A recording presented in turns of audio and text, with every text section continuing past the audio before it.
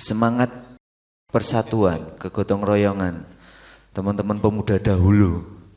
Ini yaitu warisan yang harus kita jaga, kita lestarikan untuk menatap Indonesia 2045, yaitu Indonesia emas ya, bukan cemas mungkin ya.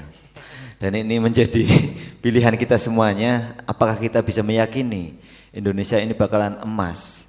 Dan dalam hal ini saya mengajak peringatan Sumpah Pemuda pada hari ini tidak hanya mungkin kita mengenang dengan suatu acara saja nggih, tapi lebih mari kita merefleksikan diri kita, apa yang bisa kita lakukan, apa yang sudah kita lakukan untuk Bumi Pertiwi Indonesia ini. Kita yang bertumpah darah di Indonesia, bertanah air satu, tanah air Indonesia. Sumpah Pemuda bertepatan pada hari ini juga ada bercerita tentang tumpah darah kita, yaitu tanah dan air. Tanah air kita sebut tanah air Indonesia. Berkenan hari ini saya akan cerita sedikit tentang penopang hidup, penopang dasar utama kehidupan adalah tanah dan air. Tanah air adalah ibu bumi. Kita sebut dengan pertiwi.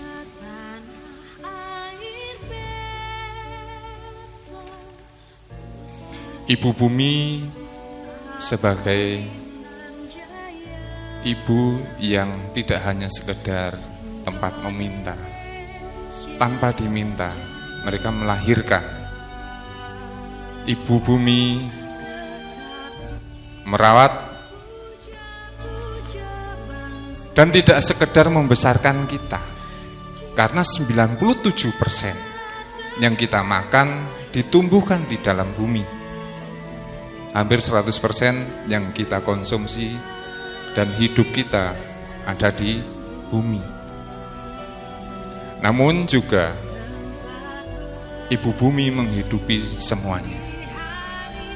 Tadi yang terhormat Mas Putra sudah katakan, semoga semua hidup berbahagia.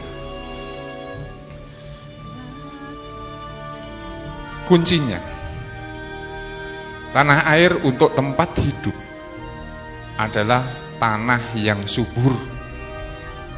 Tanah yang subur dikatakan salah satu Sadhguru adalah ahli meditasi dari India, dan dia kampanye tentang safe soil ke seluruh Indonesia, ke seluruh dunia, mohon maaf. Tanah ini satu-satunya unsur ajaib yang mengubah kematian, barang mati menjadi sebuah kehidupan.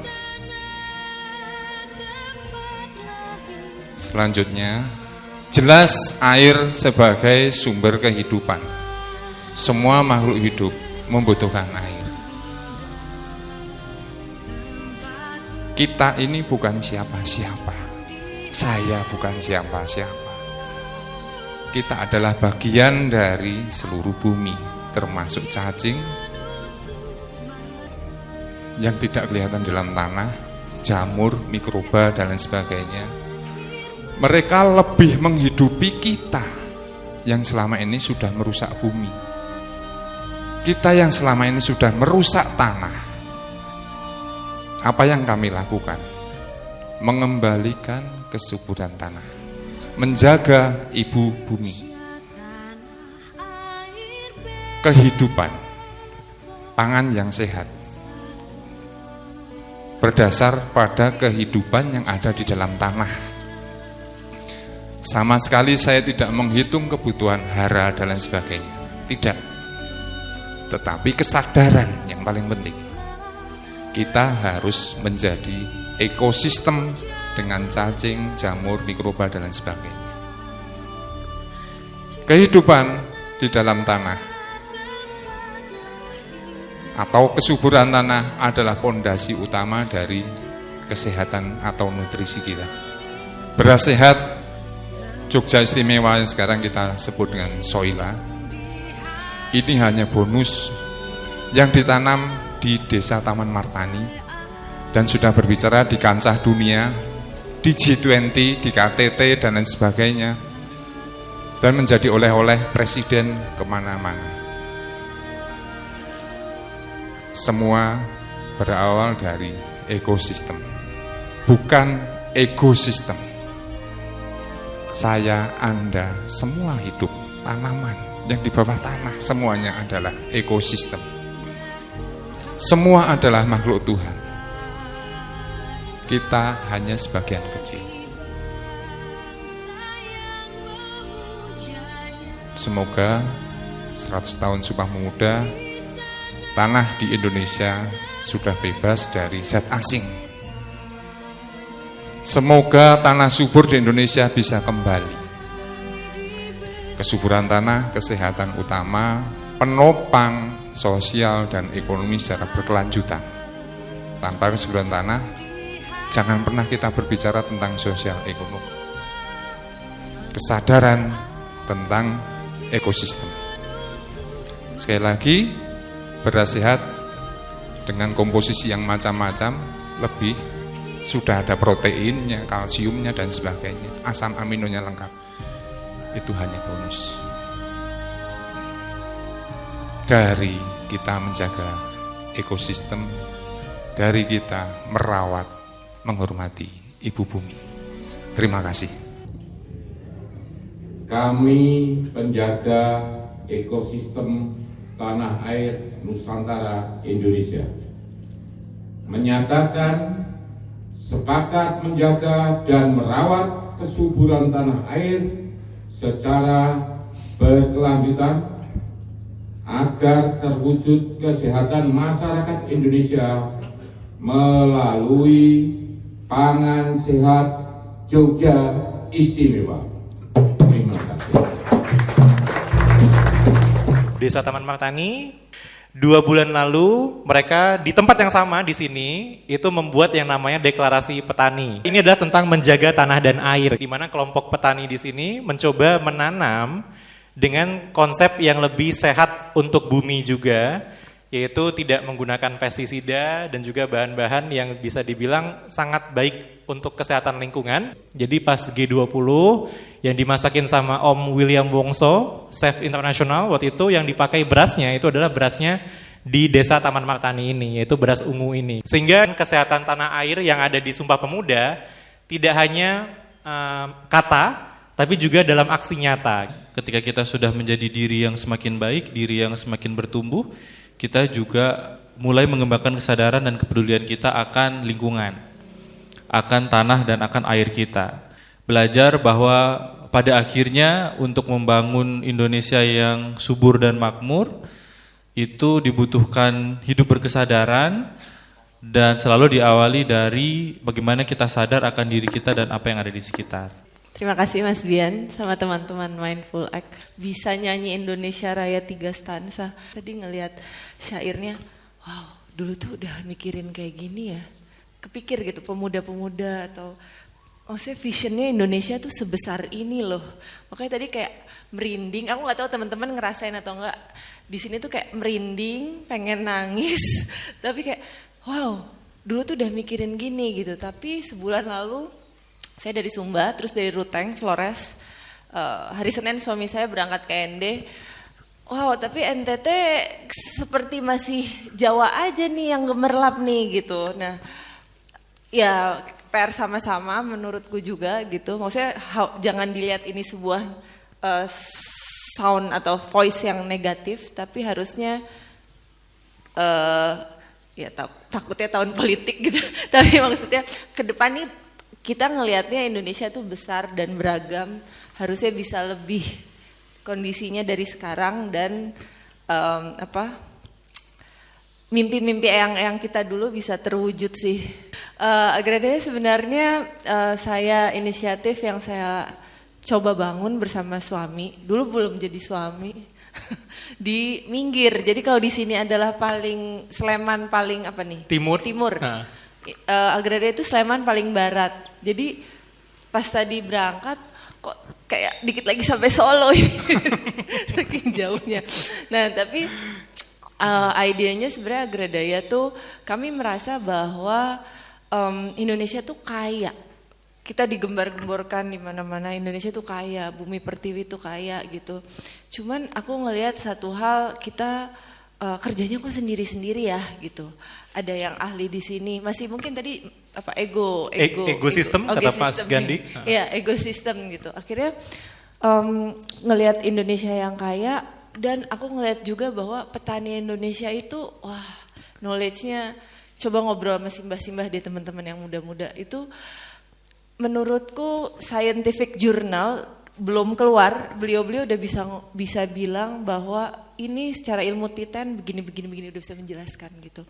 Nah, akhirnya aku dan suami mencoba membuat sebuah kami bentuknya social enterprise, perusahaan, tapi akhirnya kita melakukan manufaktur. Manufakturnya adalah rempah herba. Kenapa rempah herba?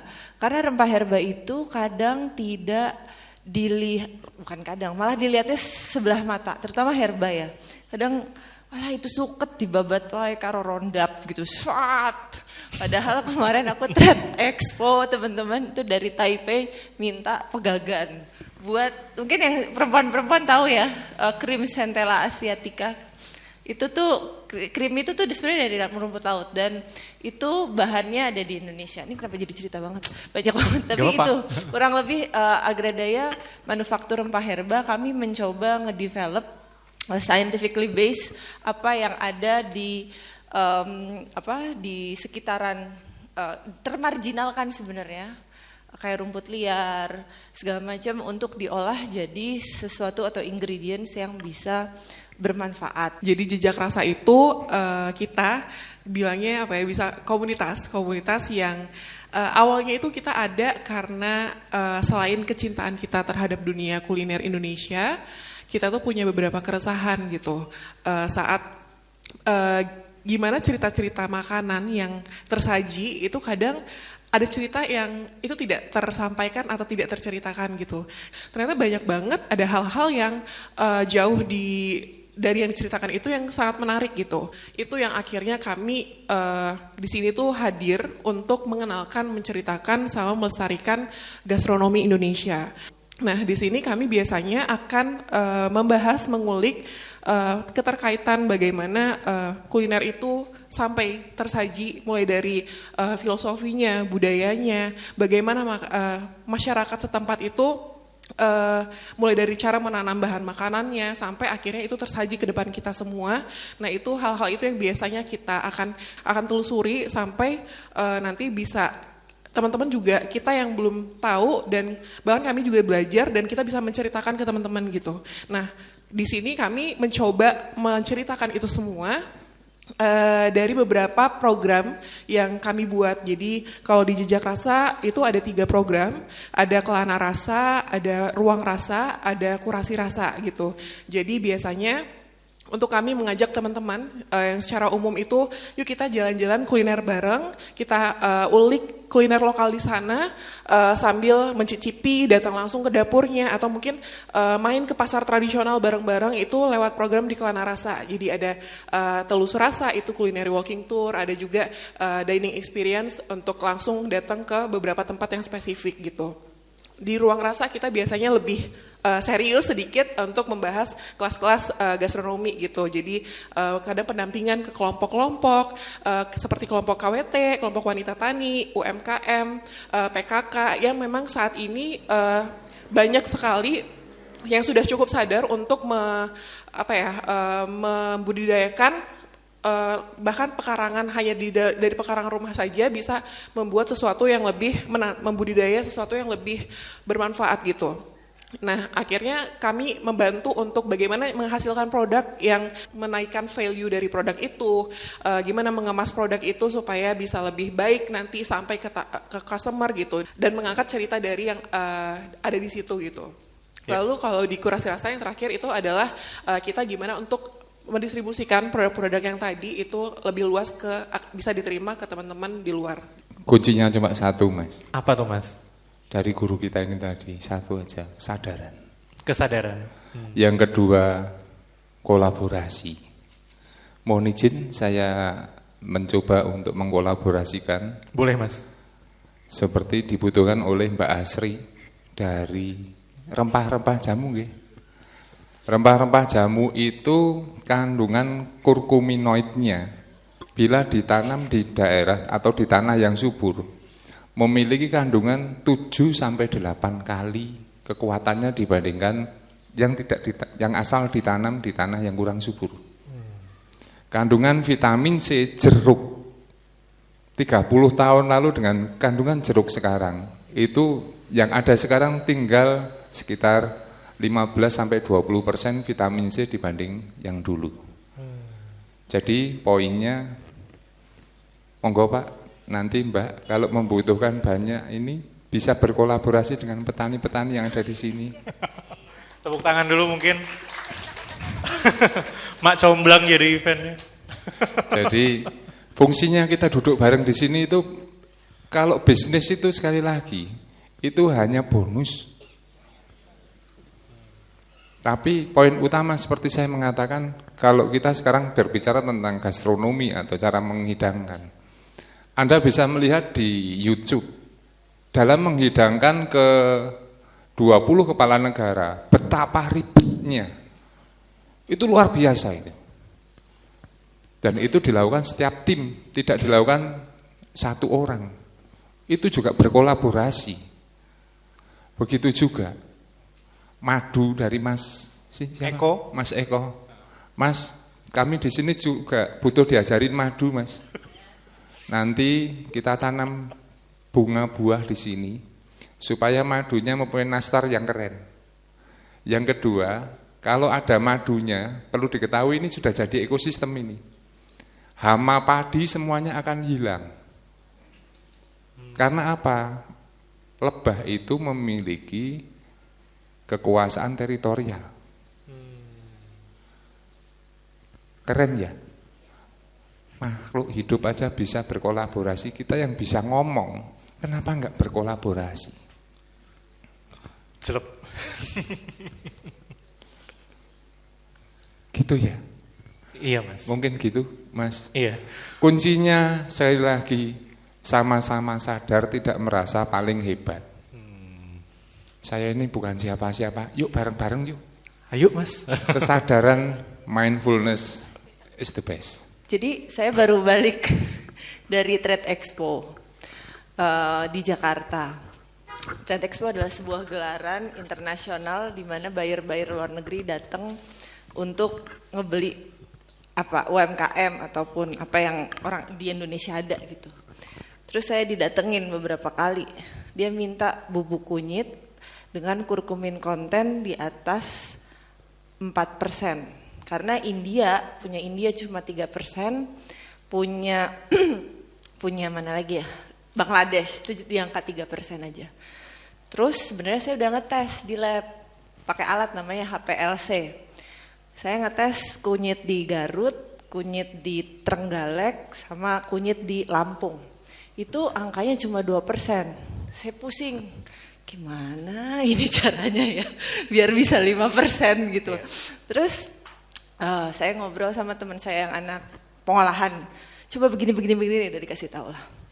Tapi memang intinya ketika saya diskusi harus organik Sri, nggak boleh pakai. Pokoknya sebenarnya kayak kata Bapak Gandhi bilang tanahnya harus sehat, harus subur, minim pestisida segala macam gitu.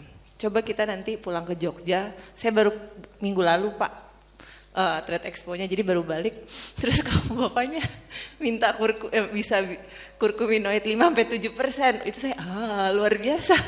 Nah teman-teman buyer-buyer ini sebenarnya bukan kunyitnya bukan buat makanan ternyata, buat skincare. Jadi dia minta yang kadar kurkuminoidnya sampai 5%. Saya baru balik ke Indonesia, baru balik ke Jogja. Saya pikir ini gimana caranya biar ternyata ketemu malah dijodohkan semesta sama Pak Gandhi. Nanti kita bisa kontakkan ya Pak. Kalau tanahnya sehat ya Mbak ya, dan membangun bisnis dengan konsep sustainability, sebetulnya respon pasarnya malah menjadi sangat dihargai ya? Iya, tadi kalau ditanya ya Mas ya gimana, emang cuan ya Sri? Nah, yang harus dikalibrasi tentang kecuanan ini Mas sebenarnya. Karena aku yakin ketika kita masuk ke bisnis itu nggak ada yang terus-terusan cuan, nggak ada terus-terusan rugi juga gitu, nggak ada yang begitu. Jadi kan ya kayak hidup aja gitu. Terus ketika kita tahu kita melakukan yang mana, apa yang kita mau kejar gitu, apa yang kita nilai-nilai kita, aku rasa juga kita nggak akan contoh, aku pakai kasus aja ya Mas. Pas di Trade Expo tuh ada buyer dari Nigeria. Beliau nanya, berapa harga jahe kamu? Saya nggak bisa kalau naruh harga jahe kering di bawah 100.000. Kasihan petani digencet kan. Dari petani aja udah 10.000 gitu. 10.000 randoman 10 kilo berapa gitu. Intinya saya nggak mau ngegencet harga di petani.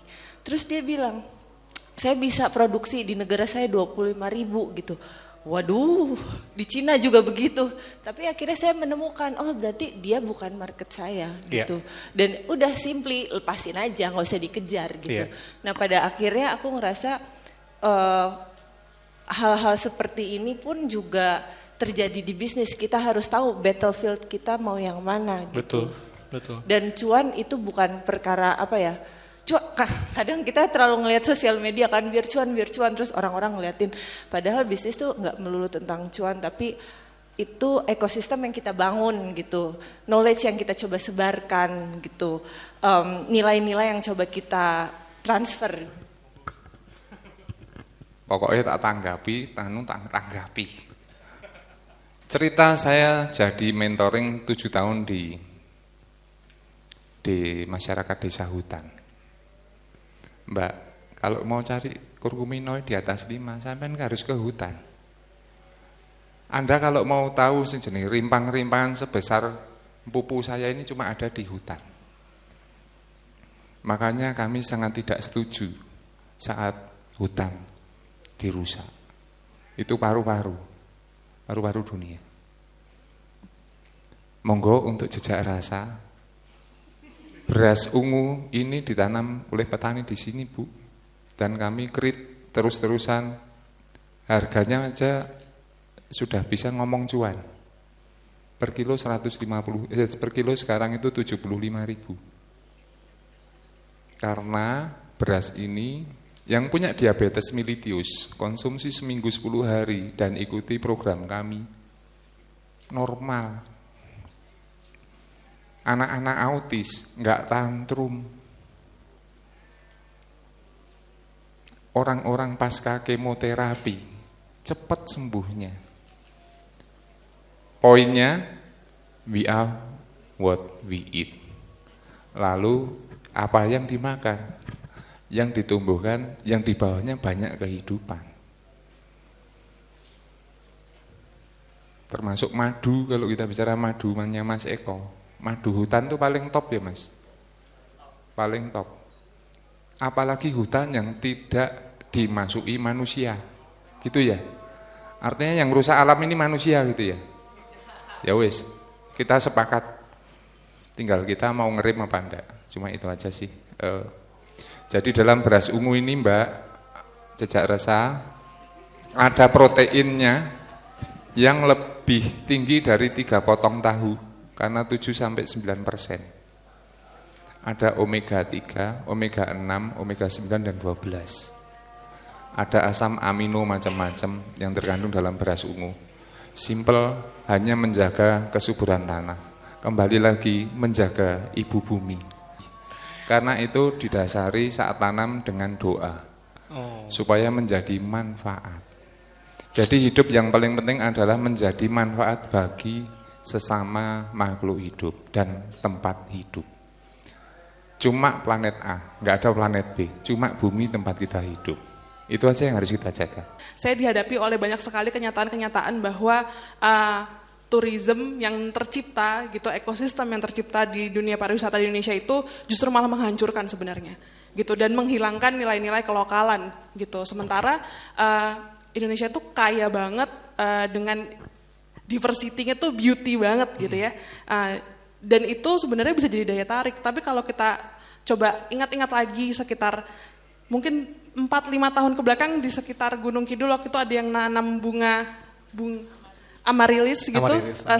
Terus karena kita nggak ngerti, kita nggak punya basic tentang gimana caranya berwisata yang baik, orang datang berbondong-bondong, datang tamannya malah hancur gitu. Nextnya malah tetangga-tetangganya semua bikin, desa-desa lain bikin, jadi nggak ada authenticity-nya gitu. Padahal itu sebenarnya kita tuh hidup dari pariwisata. Maksudnya kita tuh punya potensi untuk bisa hidup dari pariwisata, tapi entah kenapa kita nggak punya basic pengetahuan gimana caranya merawat gitu, supaya orang-orang tuh bisa menikmati terus-menerus gitu, dan masing-masing tempat tuh punya authenticity-nya sendiri. Mas, tadi kan kayaknya banyak sekali kata yang disebutkan berulang-ulang. Mas Gandhi nyebut, Mbak Asri nyebut, teman-teman Jakarta juga sebut, yaitu kata sadar. Punya kesadaran akan sesuatu yang dianggap penting sama mereka gitu. Kesadaran dengan mindfulness itu kan sebetulnya sangat dekat ya Mas hubungannya gitu. Kalau kamu bisa menemukan kesamaan dari yang teman-teman semua ini lakukan gitu, itu apa dari sisi mindfulness-nya gitu ya, dan apa sih yang bisa dilakukan oleh teman-teman muda lainnya untuk paling tidak terpantik untuk juga memberikan dampak kepada lingkungan yang paling dekat dan juga alam. Iya, sebelum menjawab saya juga jadi tertarik untuk merespon Mas Gandhi, terus Mbak Asri dan Mbak-mbak dari Jejak Rasa ya. Nah kalau tadi dilihat ya dari berbagai penjelasan, sebenarnya kan alam itu dengan segala kehebatannya sudah saling bersimbiosis untuk bukannya saling merusak satu sama lain, tapi justru saling mendukung ya satu sama lain. Kayak tadi Mas Gandhi juga sempat bilang, madu itu luar biasa, justru dengan semakin banyak lebah teritorial, hamanya juga jadi berkurang, terus kemudian padinya juga jadi ikut naik, dan segala macam. Ditambah dengan narasi, ternyata belakangan kualitas kurkumin, kualitas buah-buahan juga jadi menurun karena eksploitasi manusia. Kalau mau cari yang bagus ya carilah yang di tengah hutan gitu loh, atau yang tidak, bahkan yang tidak pernah didatangi manusia gitu. Nah mendengar narasi-narasi itu gitu kan, saya jadi berpikir kalau sebenarnya yang dilakukan Thanos itu tidak buruk-buruk amat sepertinya ya, gitu ya. Atau bahkan mungkin kalau mau sedikit ekstrim pertanyaan besarnya, kalau seandainya manusia terus musnah di muka bumi ini gitu ya, jawabannya bagaimana? Jangan-jangan mungkin jadi lebih baik gitu ya, alam sekitarnya. Nah, kita nggak tahu gitu kan. Dan kita hadir di sini salah satunya nggak pengen kan untuk kejadian itu terjadi gitu. Nah, cuman yang menjadi permasalahan kembali lagi bahwa manusia itu seringkali tidak punya definisi kata cukup, gitu ya. Ingin mencari cuan dengan definisi cuannya yang nggak ada ujungnya, gitu ya. Mengeksploitasi banyak hal tanpa memikirkan lebih lanjut dan segala macam.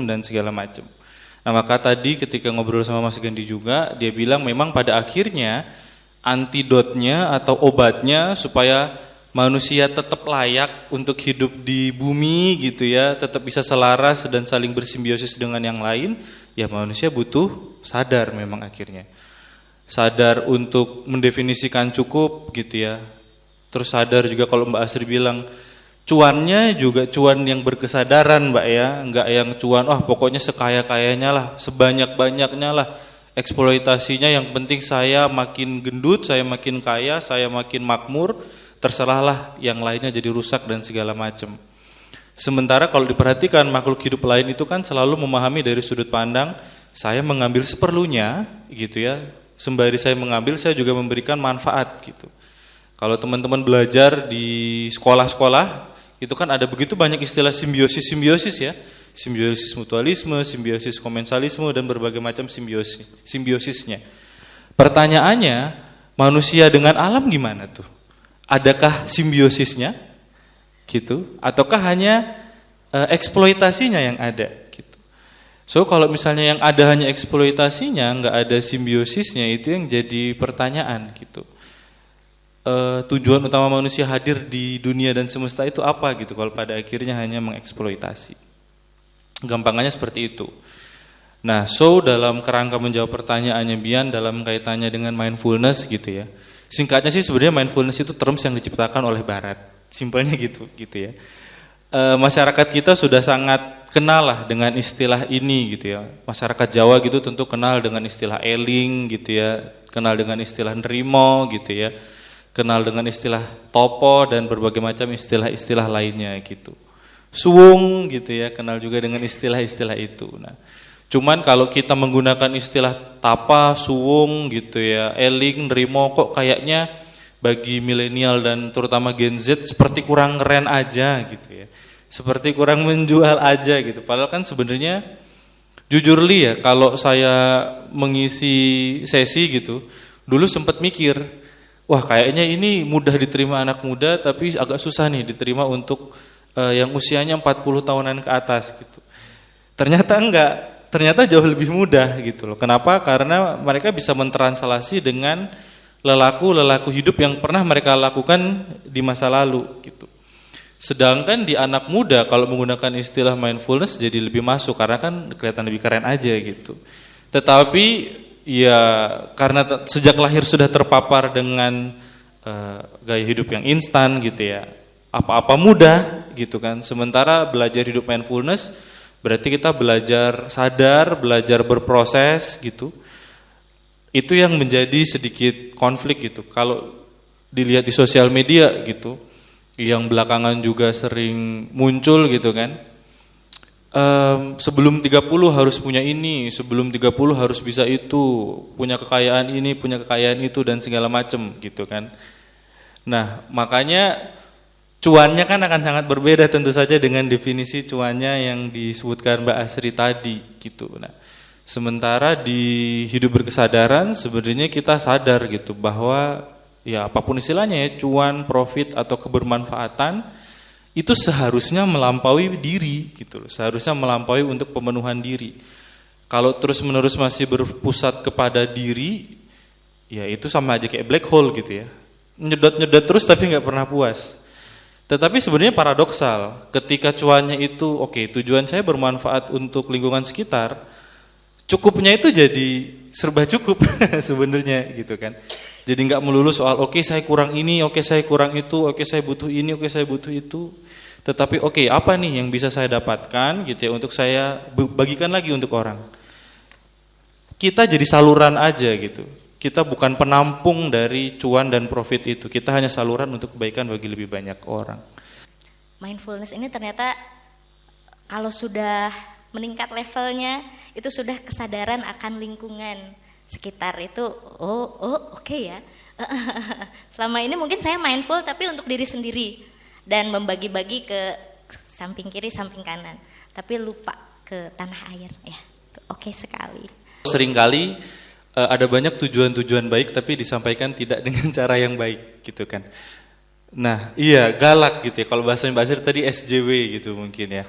Nah, di mindfulness kan kita mengenal istilah compassion gitu ya. Ya kita tahu pasti ada isu, kita tahu pasti ada masalah, kita tahu pasti ada gap dan kebutuhan. Nah di mindfulness kita belajar untuk apa bahasanya, bukan memperbaiki mungkin ya. Kita menemui itu gitu ya, memulihkan itu dengan motivasi compassion memang ya, welas asih gitu. Nah ada beberapa orang mungkin tanpa disadari gitu ya, motivasinya mungkin rasa takut pribadinya gitu ya, atau mungkin justru kalau katanya Mas Gandhi tadi menarik ya, bukan untuk ekosistem tapi justru untuk ekosistemnya gitu kan. Nah iya, sementara kalau kita tahu ya ini semua untuk kebaikan bersama gitu. Kalau memang dia belum melakukan hal yang baik, ya justru kita perlu berwelas asih kepadanya supaya dia bisa sadar perlahan-lahan. Pertentangan kan sebenarnya hanya akan meneruskan rantai kebencian dan permusuhan aja gitu. Nah, cuman memang pada akhirnya ya itu sih yang pelan-pelan lewat pendekatan ini, lewat cara ini kita bisa menyebarluaskannya gitu ya. Saya melihat titik temu di keempat pembicara yang sharing tentang aksi-aksi yang sangat baik ini. Bagi saya salah satu yang mempertemukan semuanya dan akhirnya sampai pada aksi-aksi mereka dengan segala kemampuan dan kebiasaannya itu adalah kepedulian pada hidup untuk menciptakan kebahagiaan bersama. Jadi kepedulian untuk membangun kehidupan yang membahagiakan bersama-sama. Kalau bagi saya menemukan kata itu. Jadi kita berharap ya dengan dengan apapun latar belakang kita, dengan berbagai macam kompetensi dan juga kegairahan kita masing-masing, selama memang ada kepedulian dari dalam diri kita untuk mewujudkan kehidupan bersama yang membahagiakan, saya kira nanti kita akan dituntun untuk melakukan apapun yang terbaik melalui diri kita masing-masing.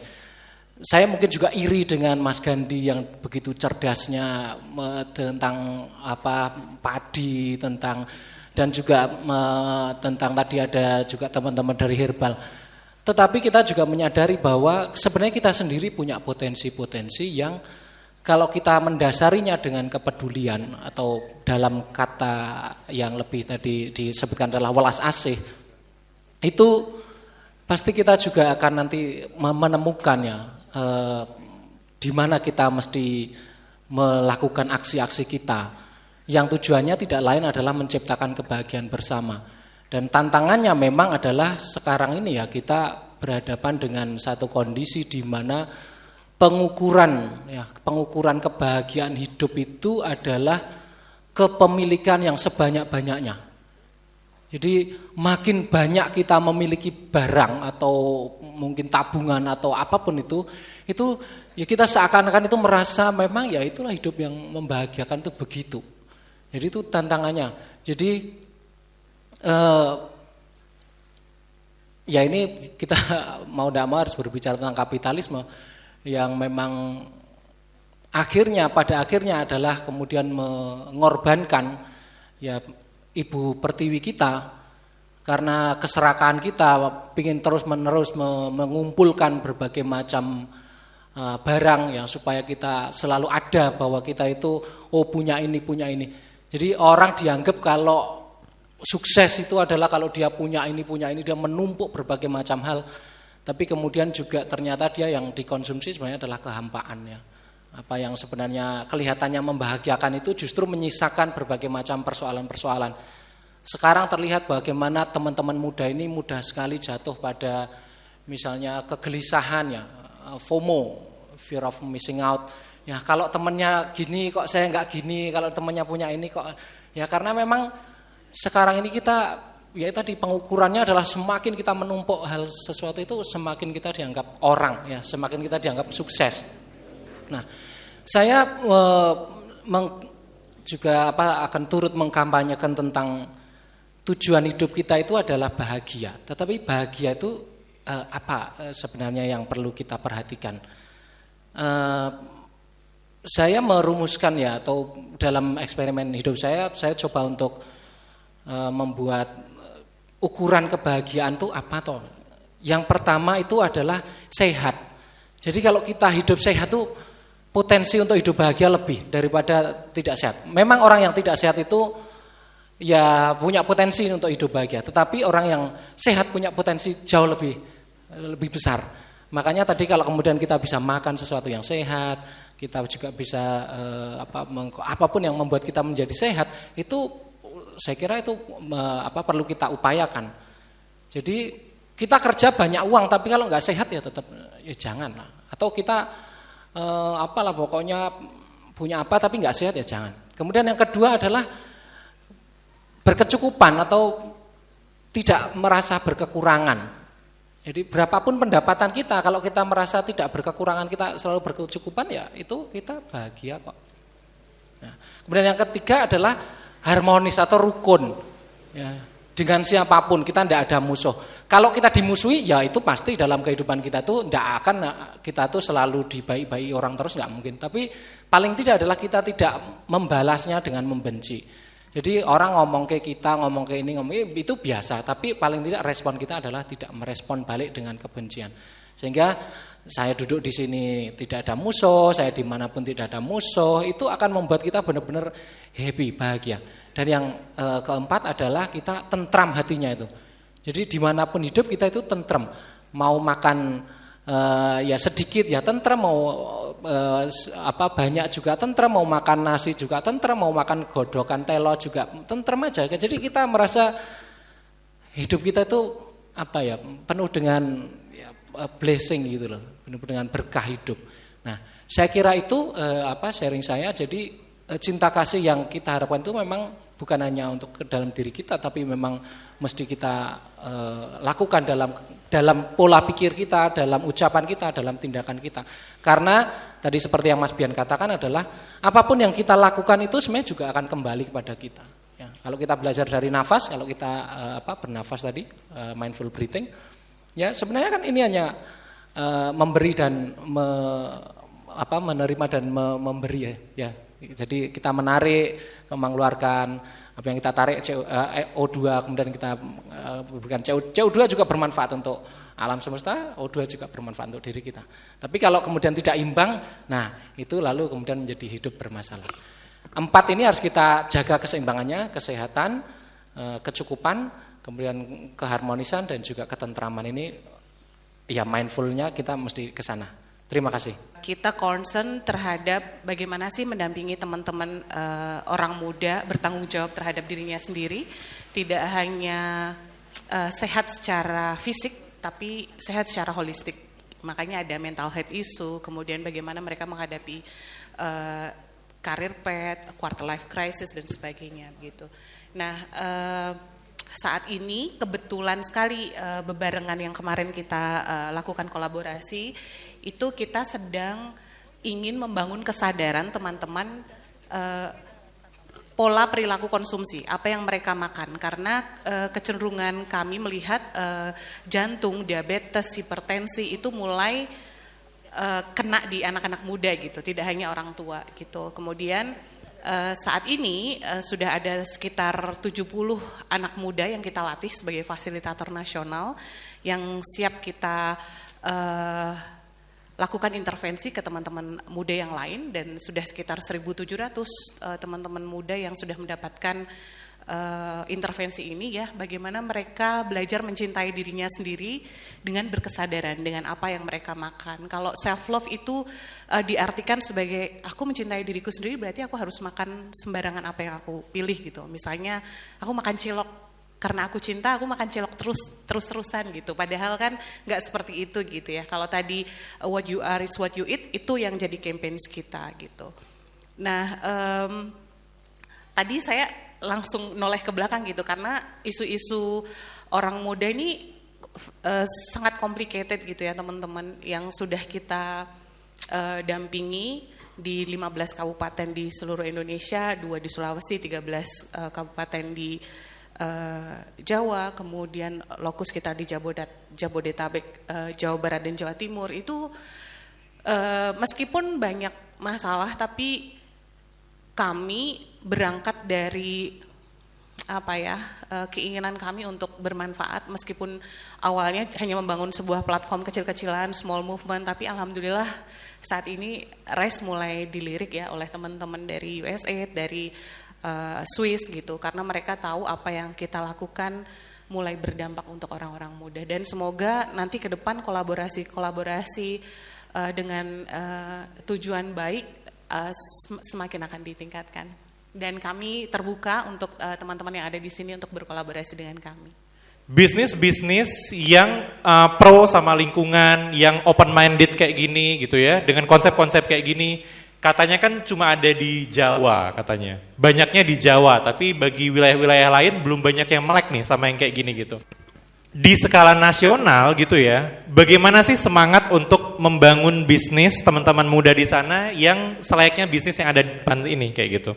Sebenarnya kalau dibilang di Jawa ini adalah privilege, betul, tapi juga tidak sepenuhnya benar. Saya kemarin habis dari Papua, saya ketemu teman-teman di sana yang mungkin namanya nggak pernah kita dengar, tapi sudah melakukan banyak hal, bahkan menjadi wakil Indonesia di Australia. Ya, mereka bikin inkubator bisnis kecil, jalan di banyak tempat gitu ya, banyak berbuat hal baik menurut saya, tapi memang tidak sampai suaranya sampai Pulau Jawa. Dan saya pikir kerja-kerja seperti ini yang mungkin justru lebih menarik ya, karena kalau kami di Ruang 412 itu kan sebenarnya hanya ya sama seperti teman-teman di sini, mungkin kita ini semua kan hanya menjalani peran gitu ya, peran masing-masing. saya sebelum memulai Ruang 412 itu pernah nyicip Jakarta. Saya pikir masalah saya sama Astri sama gitu ya. Di Jakarta itu kan pace-nya cepat gitu. Nah, kadang ketika kembali ke sini saya ngerasa bahwa seperti kata Dagadu ya. Dagadu kan bilang katanya di Jogja waktu berjalan sangat lambat katanya gitu kan. Nah, jadi kadang memang mungkin kita butuh pause dalam hidup itu ya. Sehingga kemudian kita bisa melihat segala satunya lebih jernih gitu. Hari ini banyak teman-teman yang datang di inkubasi itu kan datang dengan sebuah keinginan serba instan, cepet gitu ya, kayak teh celup itu, dicelup langsung jadi gitu. Padahal kalau kita belajar dari teman-teman di desa, teh teplok itu lebih enak gitu, ya kan? Prosesnya memang agak lama tapi rasanya luar biasa gitu. Jadi saya bilang bahwa hal-hal yang mungkin membentuk kita hari ini itu lebih disebabkan karena kita tidak sempat mengambil jeda sehingga kemudian tidak bisa melihat segala satunya lebih jernih gitu. Apa sih yang pengen disampaikan kepada generasi muda di momen Sumpah Pemuda ini? Perlu Anda ketahui, petani 40 tahun ke atas sampai 40 sampai 50 tahun itu tinggal 3%. 50 tahun sampai 60 tahun itu ada di 40%. Yang selebihnya paling banyak adalah 60 tahun ke atas. Jadi nggak tahu nanti 10 tahun ke depan kita masih makan apa. Karena pangan ini kurang diminati dan kurang dilirik oleh generasi muda. Satu, teman-teman dari AMTA kemarin sudah saya kasih cerita, saya 2 bulan di Bali, waktu terjadi Bali lockdown, saya memang sengaja diundang ke sana, karena hotel itu cuma dibuka 1/6, saya itu tidur di hotel bintang 5, keren, mantap, tapi bayarnya per malam cuma 150.000, karena ya kosong. Pada saat benar-benar ada seperti itu, pariwisata tumbang, Bali tumbang. Kembali saya harus mengajarkan bagaimana mempertahankan hidup dengan jamu-jamuan, dengan cara menanam dan lain sebagainya. Ini yang membuat sedih. Generasi muda kita ajak menjadi, mari caranya bagaimana kita diajak menjadi petani. Tapi bukan petani yang sebenarnya, termasuk teman-teman adik-adik cageran, adik-adik yang lainnya masih kuliah. Ini juga challenge buat Anda semua. Sehingga dalam penutup ini, saya ingin mengatakan, petani itu bukan petani yang seperti yang Anda pikirkan. Petani ini adalah singkatan, yakni penjaga ekosistem tanah air Nusantara Indonesia. Ini saya jadi agak beban kasih kata penutup setelah Mas Gandhi menyampaikan kata-kata yang begitu keren gitu ya. Nah, cuman sebenarnya sedikit menyinggung soal anak muda gitu ya. Memang pada akhirnya setiap masa atau setiap usia itu punya tantangannya masing-masing gitu. Kalau di millennials atau terutama Gen Z gitu kan, memang akhirnya lahir di dunia yang relatif sudah lebih tertata dalam tanda kutip gitu ya. Terus kemudian apalagi pandemi kemarin mengeskalasi penggunaan digital dan sosial media, sehingga pada akhirnya memang kata yang perlu untuk diperhatikan bersama adalah level kepedulian dan konsistensi dari anak-anak muda gitu. Kenapa? Karena benar tadi gitu ya, sebagian besar anak muda biasanya selepas mengikuti jenjang pendidikan gitu ya, sekolah SMA terus kemudian kuliah, biasanya mereka berbondong-bondong untuk memilih ke beberapa tipe pekerjaan yang diminati gitu, misalnya ngelamar pekerjaan ke korporasi tertentu misalnya jadi PNS dan segala macam. Padahal kalau kita mau eling sedikit, sadar sedikit, kemudian peduli sedikit sama ada yang di sekitar, ada banyak hal yang bisa kita kelola, ada banyak hal yang bisa kita olah, dan pada akhirnya sebenarnya juga bisa membantu kita untuk hidup juga, mendapatkan cuan juga tadi istilahnya gitu ya. Nah nanti mungkin menarik, saya dulu juga pernah ngobrol sama Mbak Astri, bagaimana dia dulu juga sempat kerja di sebuah korporasi, terus kemudian meninggalkan zona nyamannya dan datang ke Jogja merintis sesuatu gitu ya. Memang tidak mudah dengan berbagai hal yang dialami, cuman saya rasa balik lagi ya, mungkin sama seperti Mas Gandhi, ini tantangan bersama buat kita kalau memang kita punya potensi yang lebih untuk kemudian lebih peduli dengan lingkungan, untuk doing something terhadap sekitar, yang ya saya percaya ya kalau ada satu pendekatan yang namanya ikigai gitu ya. Ikigai dia menjelaskan kalau sebenarnya pada akhirnya tujuan utama dari manusia berprofesi atau berkarya itu ketika mereka bisa menjawab 4 pertanyaan utama gitu ya. Pertanyaannya adalah apakah aktivitas yang dilakukan itu kita sukai, apakah aktivitas yang kita lakukan itu kita ahli,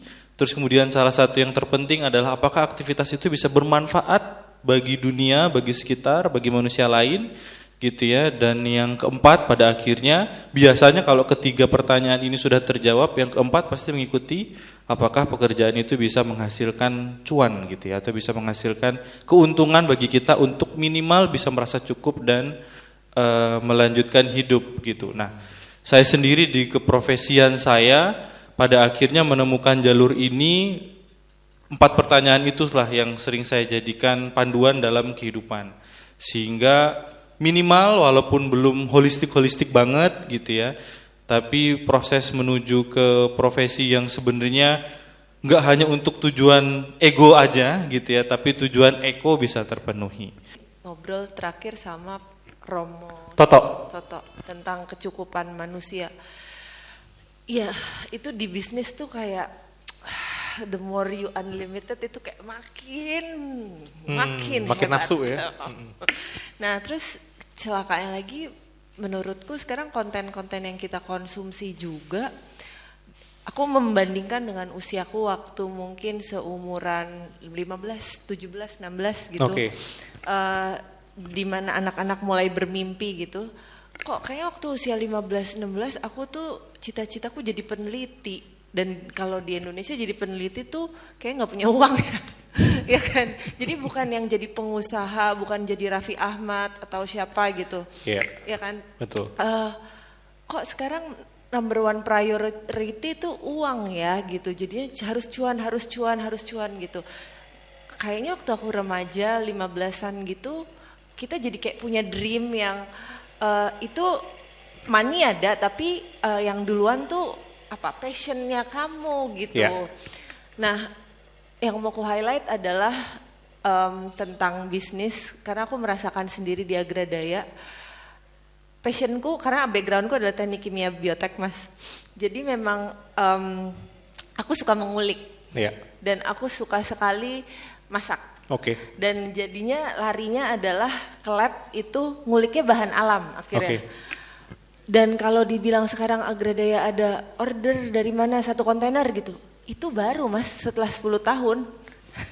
Setelah 10 tahun. Setelah 10 tahun Agradaya gitu. Jadi aku mau menyampaikan ke teman-teman, iya uang itu membuat bahagia tapi sampai satu titik tertentu gitu.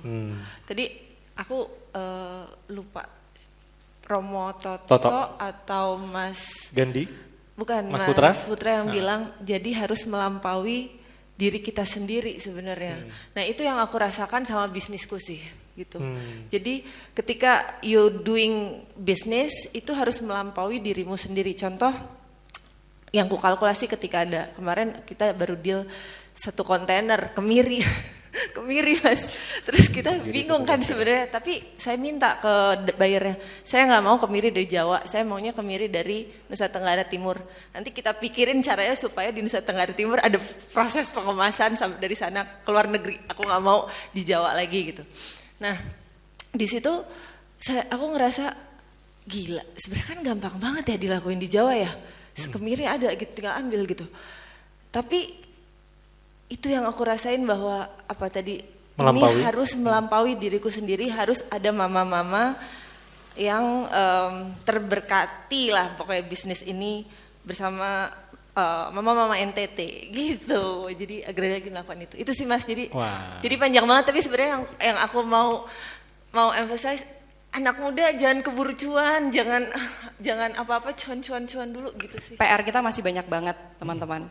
PR kita itu masih banyak banget di tengah gempuran budaya asing atau makanan asing yang masuk ke Indonesia gitu. Terutama kayak budaya Korea ya. Itu kalau kita main ke Sanmor, kita main ke Car Free Day, itu isinya tteokbokki, takoyaki, dan micin ya banyak corn ya. dog gitu, micin gitu. Padahal kalau kita lihat kuliner Indonesia, satu daerah itu aja punya punya banyak potensi kuliner yang bisa kita cicipin gitu. Dan selain dari makanannya, budayanya pun itu banyak banget gitu. Saya sendiri dan kami sendiri di sini mungkin belum selesai untuk mengulik seluruh kuliner Nusantara ya gitu. Tapi dengan misi kita bareng-bareng di sini dan tentunya anak-anak muda di Indonesia ini juga sebenarnya punya potensi untuk bisa bantu kita bersama ini untuk lebih melihat kembali apa sih yang diwariskan oleh nenek moyang kita.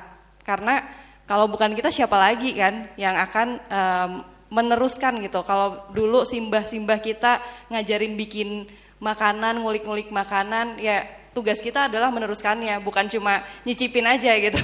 Tapi kita belajar juga bagaimana cara mengolahnya, terus bagaimana kita nanti mewariskan juga ke generasi-generasi berikutnya. Itu sih yang jadi PR kita ke depannya untuk kalau kita ngomongin kuliner Indonesia. Kita hari ini bersinergi yang luar biasa ya, dari hulu ke hilir kita udah bicara begitu banyak tentang apa yang harus kita lakukan, apa sih yang bisa menginspirasi kita ke depannya. Tadi Mas Gandhi udah dengan pemaparannya yang luar biasa, bagaimana kita hari ini memaknai Sumpah Pemuda dengan mengingat kembali tanah dan air kita yang sebelumnya ini udah sebenarnya emas yang sesungguh-sungguhnya ya Mas Gandhi ya. Emas yang sesungguh-sungguhnya, kemudian juga kekayaan kuliner Nusantara ini juga adalah emas yang sesungguh-sungguhnya juga buat negeri kita tercinta.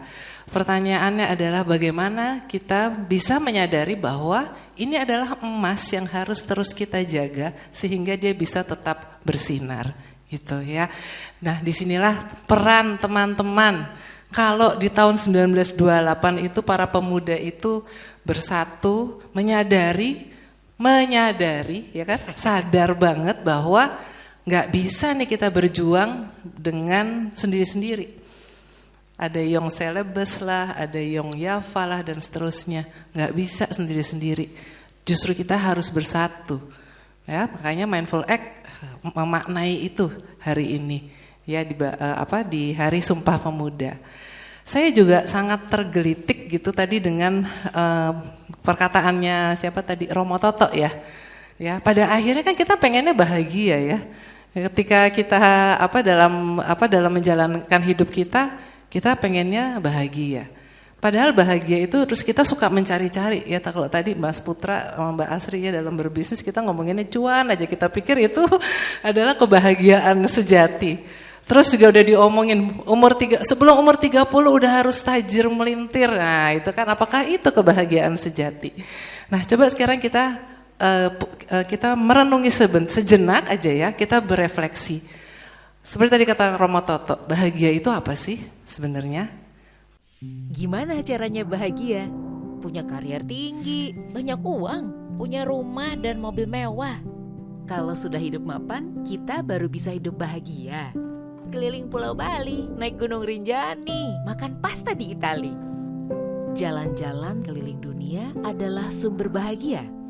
Jadi relawan bencana, mengumpulkan donasi, menolong banyak orang pasti menemukan kebahagiaan sejati. Punya bisnis, berkarya sesuai passion, menikah dan membangun keluarga. Bahagia adalah soal aktualisasi diri. Bagaimana kalau semua itu belum pasti terjadi? Apa kita tidak bisa bahagia? Mari kita berhenti, sadari, resapi. Bahagia bukan di luar sana. Bahagia ada di dalam diri. Bahagia tidak perlu menunggu nanti. Bahagia mulai dari diri.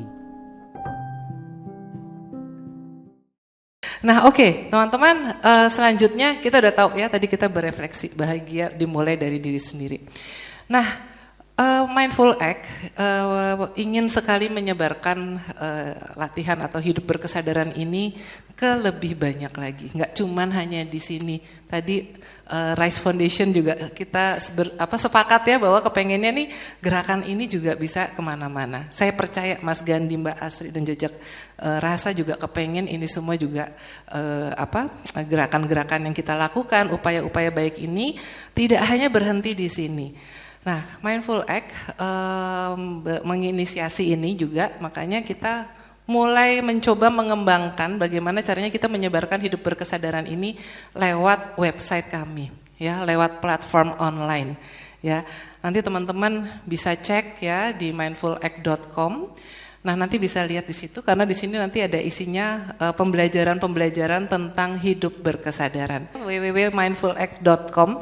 Teman-teman boleh nanti mengakses ya lewat device masing-masing dan bisa temukan kelas-kelas yang sudah kami kurasi praktisinya. Salah satunya Mas Putra. Ada kelasnya Mas Putra di situ. Saya tadi setelah ngobrol nih dari teman-teman, saya melihat peluang kolaborasi yang luar biasa. Ya, jadi latihan hidup berkesadaran kan bukan meditasi atau berjeda, itu salah satunya ya Mas Putra ya. Latihan nafas salah satunya. Ada yang namanya mindful walking dan seterusnya. Beberapa praktisi di sini banyak sekali yang sudah berkolaborasi bersama kami. Bahkan ada yang mindful financial ya, sampai ke urusan bisnis berkesadaran ya Mas Hafidz ya. Jadi bagaimana kita berbisnis pun dengan sadar, jadi tidak melulu menjadi seorang kapitalis yang akhirnya hanya mementingkan keuntungan aja. Nah, saya bisa melihat di sini sinergi yang luar biasa. Mungkin nanti teman-teman yang ada di sini bisa loh bekerja sama dengan kami. Bikinlah Mas kelas mindful bertani misalnya, apapun itu ya. Mbak Asri juga bisa nanti bisa punya misalnya berkolaborasi sama kami gitu ya, karena kami menyediakan ruang-ruang kreatif di Mindful Act ini. Walaupun isinya bude-bude usia midlife semua, usianya udah setengah abad semua, tapi jiwa kami jiwa muda kok. Jadi kami selalu terbuka dengan eksperimen. Karena makanya that's why kita selalu pengen berdekatan dengan teman-teman muda ya. Karena kami percaya setiap zaman tuh ada masanya ya Mas ya. Setiap orang lahir di setiap zaman itu memang ada peran-perannya tersendiri. Zamannya Bung Karno ya mungkin memang dia harus memerdekakan Indonesia. Zamannya yang sekarang ini ya kita punya peran yang berbeda lagi gitu. Jadi setiap zaman kita hadir di zaman yang berbeda dengan peran yang berbeda. Oleh karena itu setiap generasi sejatinya tidak bisa berdiri sendiri-sendiri. Justru itu kita akan bertumbuh bersama. Dan di Mindful Act ini adalah ruang yang memberikan tempat untuk bertumbuh bersama.